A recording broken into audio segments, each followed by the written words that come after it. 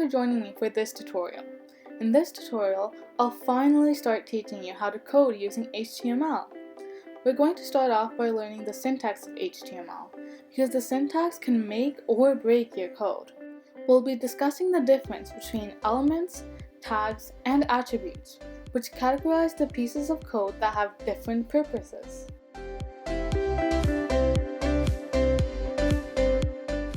Elements are the piece of code that tell the computer what exactly the following code is, or where it is on the page.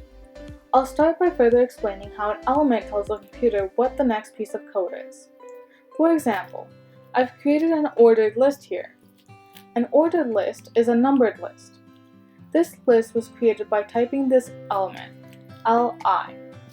The element is telling the computer that the content placed between those two tags, I'll explain what tags are in a minute, are supposed to be displayed in a numbered list. If I open this up in the web browser, it'll come up as a numbered list. Elements also tell the computer where the content enclosed in the tag should be placed on the web page. I'll use the header element as an example. The header element creates a title at the top of a web page. The tags for a header element looks like this. Header with these two signs on the sides, and then header with the same signs except there's a /. They tell the computer that the text in between those two tags will be placed at the top of the web page. Again, if I open this in the web browser, you'll see that list, which is placed in between the header element, appears at the top of the page. Now I'll explain what tags are. Tags are like the grammar of HTML. They tell the computer when the code for a certain element or attribute has started and finished, and tell the web browser what the content inside of them is. For example, a paragraph start tag looks like this, and the end tag looks like this. Start tags define the starting of an element, or attribute. Start tags are made up of a less than symbol, element, and greater than symbol.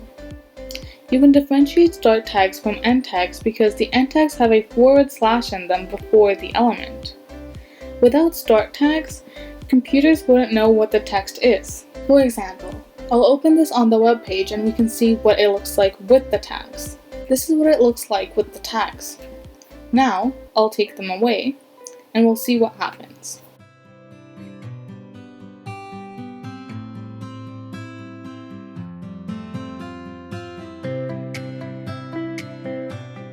The text got smaller because the computer doesn't know what the content is, so it doesn't know what font size to use based on what's given to it in the CSS file.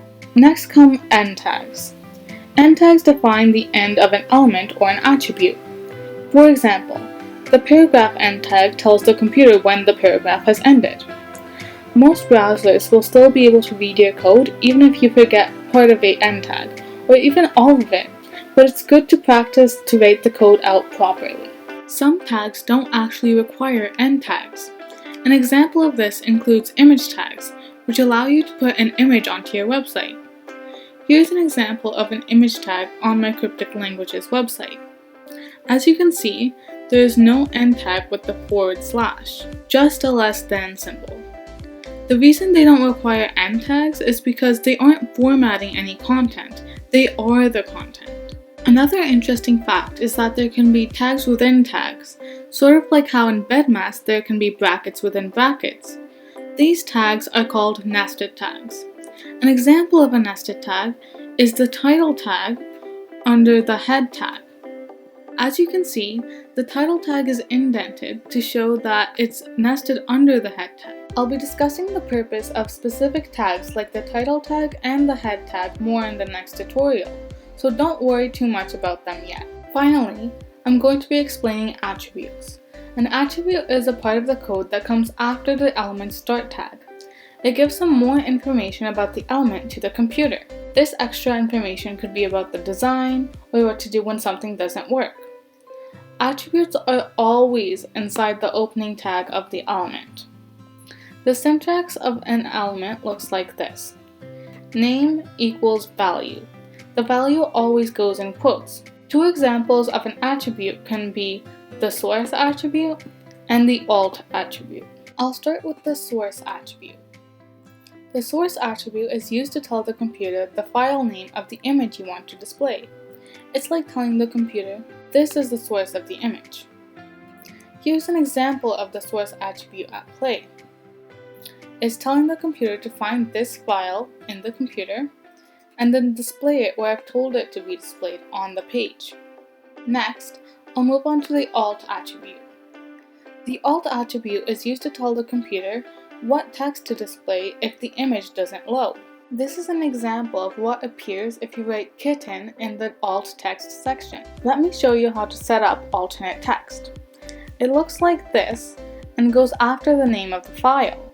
As you can see, the alternate text section is set up in the format of name equals value. The text that you want to appear if the image doesn't load will always go in the value section between quotations, and the name will always be alt with an equal sign after it. That's all there is to elements, tags, and attributes. Thanks again for joining me, and check out the next tutorial to learn more.